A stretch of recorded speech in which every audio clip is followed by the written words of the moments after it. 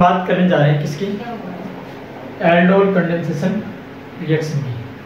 क्या होती है एल्डोल कंडेंसेशन? मैंने पहले बता दी कि एल्डिहाइड के बीच या कीटोन के बीच क्या होती है, रिएक्शन। यानी एल्डिहाइड के बीच रिएक्शन होती है तो उसको बोला जाता है एल्डोल कंडेंसेशन रिएक्शन। और अगर कीटोन के बीच होती है तो कीटोन कंडेंसेशन रिएक्शन। ये हमने देख लिया। तो देखिए अब हमारे पास क्या होगा कि एल्डिहाइड होगा यहाँ पर सबस्ट्रेट के रूप में, और हमें यहाँ पर क्या दिया होगा, बेस दिया होगा। बेस कौन सा, NaOH मान लो आप। और ये एल्डिहाइड कौन सा होगा, जिसकी यहाँ अल्फा पोजीशन पे क्या होगा, एसिडिक हाइड्रोजन प्रेजेंट होगा, वो एल्डिहाइड आपको लेना है। तो यहाँ पर जो प्रोडक्ट बनेगा वो बनेगा alpha beta unsaturated acid, sorry alpha beta unsaturated ketone बनेंगे यहाँ पर, अल्फा बीटा अनसैचुरेटेड कीटोन ये बनेगा। अब ये किस प्रकार से फॉर्म होगा ये हमें देखना है। चलिए we will discuss the mechanism of aldol condensation. सबसे पहले स्टेप नंबर फर्स्ट की अगर मैं बात करूं, स्टेप नंबर फर्स्ट, तो हमारे पास गिवन है क्या, एल्डिहाइड गिवन है। और अगर एल्डिहाइड गिवन है और यहाँ अल्फा पोजीशन पे हाइड्रोजन प्रेजेंट है और यहाँ पर अगर बेसिक मीडियम है, तो देखिए ये क्या करेगा, ये हाइड्रोजन एब्स्ट्रैक्ट करेगा। और जैसे ही हाइड्रोजन एब्स्ट्रैक्ट करेगा तो आप जानते हैं यहाँ से क्या बन जाएगा, यहाँ से कार्ब एनाइन बनेगा पहले, और ये कार्ब एनाइन बाद में आप जानते हैं कि स्टेबलाइज है ऑक्सीजन के थ्रू। तो यहाँ से ये क्या बना देगा, यहाँ से ये इनोलेट आयन फॉर्मेशन कर देगा। यानी ये क्या बना देगा, ये इनोलेट आयन बना देगा, इनोलेट आयन इस प्रकार से। यानी हमारे पास जनरल एक रिएक्शन थी, हमने सोचा कि एक एल्डिहाइड था और एल्डिहाइड की रिएक्शन हमने किसके साथ करवा दी, बेस के साथ करवाई। और जैसे ही बेस के साथ हमने रिएक्शन करवाई यहाँ पर कार्बन आयन बना, और कार्बन आयन क्या है, रेजोनेंस स्टेबलाइज है विद ऑक्सीजन के साथ। और यहाँ पर जैसे ही रेजोनेटिव स्ट्रक्चर बनाएंगे तो हमारे पास क्या बन जाएगा, ये इनोलेट आयन बन जाएगा। अब हमें ये देखना है ये जो बना हुआ इनोलेट आयन है वो पार्शियल बना है कि कंप्लीट इनोलेट बना है। अगर हमारे पास क्या बनता है, ये पार्शियल बनता है, तो हमने पहले डिस्कस कर रखा है कि पार्शियल बनता है तो हमारे पास क्या बनता है, पार्शियल में हमारे पास है सेल्फ कंडेंसेशन की रिएक्शन होती है। और अगर ये क्या बनता है, कंप्लीट इनोलेट बनता है, देन हमारे पास कैसा होता है, ये तब हमारे पास है क्रॉस कंडेंसेशन की रिएक्शन होती है। तो देखिए यहाँ पर हमारे पास क्या निकला है, यहाँ पर -H2O निकला है। तो देखिए ये क्या कर सकता है, HOH यहाँ पर प्रेजेंट है, तो ये क्या ले सकता है, यहाँ पर H+ ले सकता है। इसका मतलब ये इनोलेट तो बना है, कैसा बना है, ये पार्शियल इनोलेट बना था, पार्शियल इनोलेट फॉर्म हुआ है, क्योंकि तुरंत किस में कन्वर्ट हो जाएगा, तुरंत एल्डिहाइड में कन्वर्ट हो जाएगा। यानी इनोल बनाया और इनोल बनाते तुरंत किस में कन्वर्ट हो जाएगी, एल्डिहाइड में कन्वर्ट हो जाएगा। दैट मींस जो हमने इनोलेट फॉर्मेशन किया है वो कैसा बना है, पार्शियल। और पार्शियल इनोलेट जब भी बनता है तो हमारे पास कैसी रिएक्शन होती है, सेल्फ कंडेंसेशन रिएक्शन होती है। और सेल्फ कंडेंसेशन मतलब, सेल्फ कंडेंसेशन से मतलब, सेल्फ कंडेंसेशन से मेरा मतलब है कि यहाँ पर इस एल्डिहाइड के साथ ये क्या करेगा, इंटरेक्शन करेगा। और ये जो रिएक्शन होगी इसको हम बोलेंगे, ये जो हमारे पास रिएक्शन होती है इसको हम बोलेंगे इंटरमोलिकुलर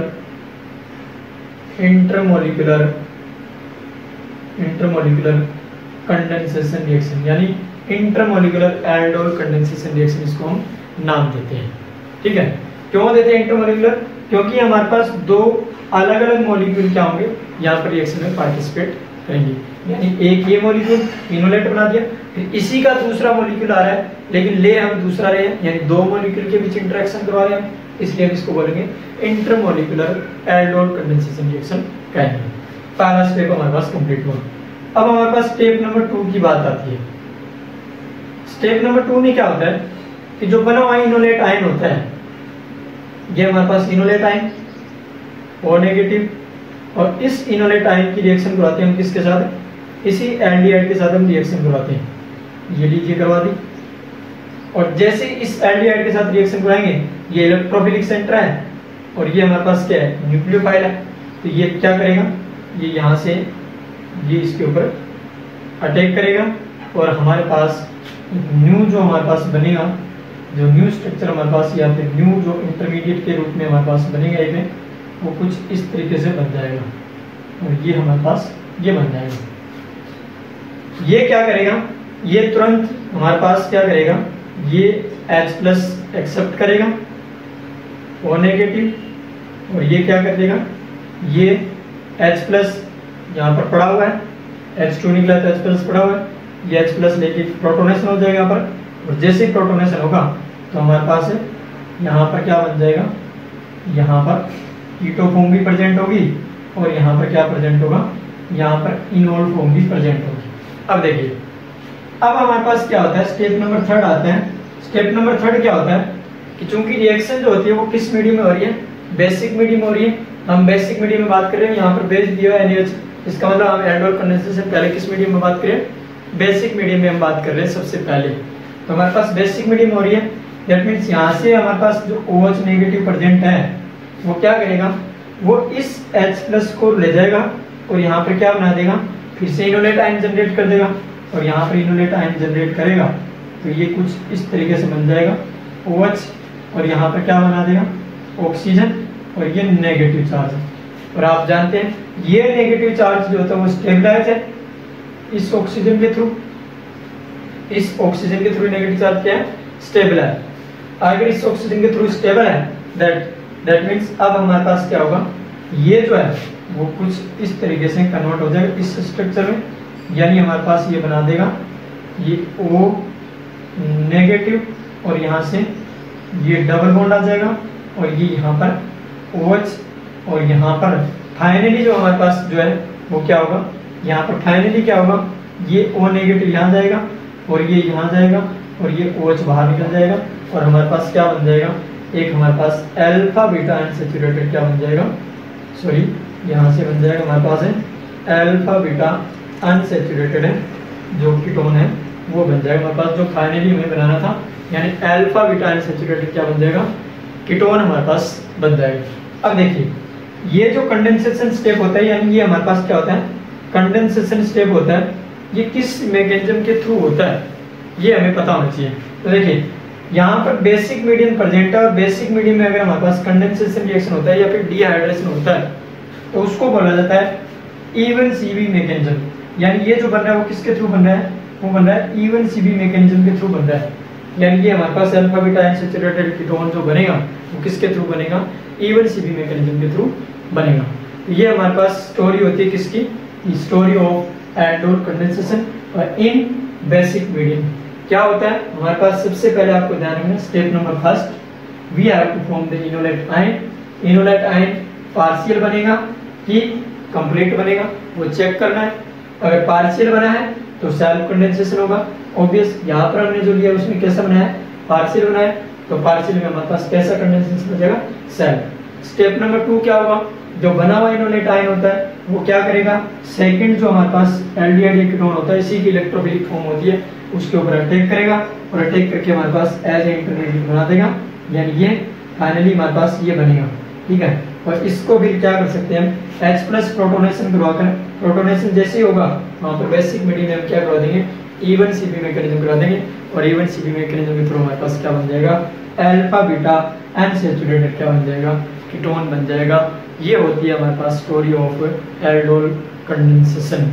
ये कैसी कंडेंसेशन है, इंटरमोलिकुलर कंडेंसेशन रिएक्शंस होती है। चलिए, जो भी एमएससी के एग्जाम दे रहे हैं या फिर बीएससी के एग्जाम दे रहे हैं, मोस्टली बीएससी सेकंड ईयर में एल्डोल कंडेंसेशन आती है, इनोलेट आयन फॉर्मेशन का चैप्टर लगता है उसमें आती है। और जो एमएससी के एग्जाम दे रहे हैं उनके लिए ये इस प्रकार से मैकेनिज्म ड्रॉ करनी और हमारे पास आते हैं। बाकी सिंपली अगर ये किसके लिए करना हो, ये अगर कॉम्पिटिटिव एग्जाम के लिए करना हो तो उसके लिए तो हमारे पास सीधा सिंपल फंडा होता है कि यहाँ पर सीधा सिंपल फंडा क्या होता है, सीधा सिंपल इस तरीके से होता है। देखिए किस प्रकार से, अगर हमें कॉम्पिटिटिव तरीके से अगर हमें एल्डोल कंडेंसेशन करनी हो और फाइनली अगर हमें प्रोडक्ट बनाना हो तो किस तरीके से बनाते हैं, देखिए वो हमारे पास बहुत ही इजी तरीका है कि किससे बनाते हैं, कैसे बनाया जाता है एल्डोल यानी अल्फा बीटा अनसैचुरेटेड जो हमारे पास क्या बनाते हैं, कीटोन बनाते हैं, वो कैसे बनाते हैं। डायरेक्टली अगर हमें बनाना हो देन।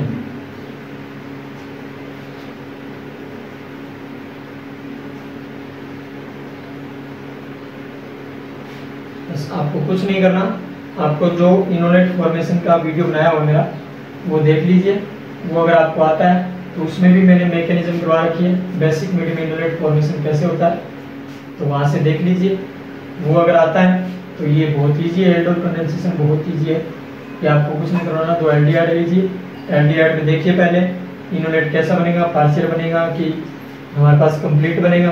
अगर पार्शियल बनता है तो सेल्फ करवा दीजिए, और अगर कंप्लीट बनता है तो क्रॉस एल्डोल करवा दीजिए। बस इतना ही आपको करना है। देखिए अगर हमें क्या करवानी हो, डायरेक्ट हमें प्रोडक्ट बनाना हो, प्रोडक्ट अल्फा बीटा अनसैचुरेटेड, ये इससे, तो देखिए कैसे बनाएंगे। यहाँ पर रख दीजिए क्या, ये आपका क्या है, कीटोन है, और यहाँ पर आपके पास क्या है, यहाँ पर आपके पास है हाइड्रोजन, हाइड्रोजन है यहाँ पर हाइड्रोजन है, क्लियर। तो क्या कीजिए, यहाँ पर है दूसरा जो हमारे पास क्या है, जो एल्डिहाइड या कीटोन प्रेजेंट है उसको कुछ इस तरीके से लिखिए, CH3HO। देखिए आप क्या कीजिए, इन दोनों को क्या करना है, यहाँ से ये निकाल दीजिए, इन दोनों को जोड़ दीजिए, और जैसे यहाँ से जोड़ेंगे तो डबल बॉन्ड तो एज इट इज रहेगा। तो यहाँ पर क्या बन जाएगा, इन दोनों को जैसे यहाँ से जोड़ेंगे ये आ गया, फिर यहाँ पर ये भी आ गया, ये H निकल गया, O निकल गया, और यहाँ पर क्या आ जाएगा, यहाँ पर डबल बॉन्ड आ जाएगा, और फिर डबल बॉन्ड जैसे आएगा तो यहाँ पर हमारे पास क्या आ जाएगा, ये हमारे पास आ जाएगा, ठीक है। और यही हमने अल्फा बीटा अनसैचुरेटेड क्या बनाया था, कीटोन बनाया था, अल्फा बीटा अनसैचुरेटेड कीटोन। तो इस तरीके से आप क्या कर सकते हैं, अगर आपको डायरेक्टली क्या बनाना हो, अगर डायरेक्टली आपको क्या बनाना हो, अल्फा बीटा अनसैचुरेटेड क्या बनाना हो, कीटोन बनाना हो, तो आप बना सकते हैं। या फिर दूसरा भी ऐसे भी दे सकते हो आप कि आपको यहाँ से 2 हाइड्रोजन निकाल दीजिए, 1 ऑक्सीजन निकाल दीजिए, H2 निकाल दीजिए यहाँ से, और अल्फा बीटा अनसैचुरेटेड जो कार्बोनिल कंपाउंड है वो फॉर्मेशन कर सकते हैं आप। ये डायरेक्टली मेथड होता है, अगर हमें कॉम्पिटिटिव रिस्पेक्ट में करना हो तब हम यूज़ करते हैं इसको, अदरवाइज हमारा कोई काम का नहीं है। अदरवाइज हमें मैकेनिज्म के थ्रू जाना होता है, यानी मैकेनिज्म ड्रॉ करने आनी चाहिए। अब देखिए दूसरा एग्जाम्पल ले लें, बेसिक मीडियम में कोई एग्जाम्पल ले लेते हैं जो एल्डोल कंडेंसेशन रिएक्शन देता हो, यानी हमारे पास इंटरमोलिकुलर की बात करें तो देखिए इंटरमोलिकुलर की बात कर रहे हैं हम, तो हमारे पास दूसरा एग्जाम्पल हम ले लेते हैं। देखिए हमें दे दे इस तरीके से दे दें, ये एक हमारे पास क्या है, कीटोन है, और एक कैसा है, साइक्लिक कीटोन है, और हमें NaOH डाल दें और पूछ लें यहाँ पे क्या बनेगा, ठीक है। तो हमें बस पहचानना आना चाहिए कि जैसे ही एल्डिहाइड या कीटोन दे दिया, NaOH दे दिया, मतलब ये कौन सी रिएक्शन है, एल्डोल कंडेंसेशन रिएक्शन है, हमें पता चल रहा है, देखते पता चल जाना चाहिए।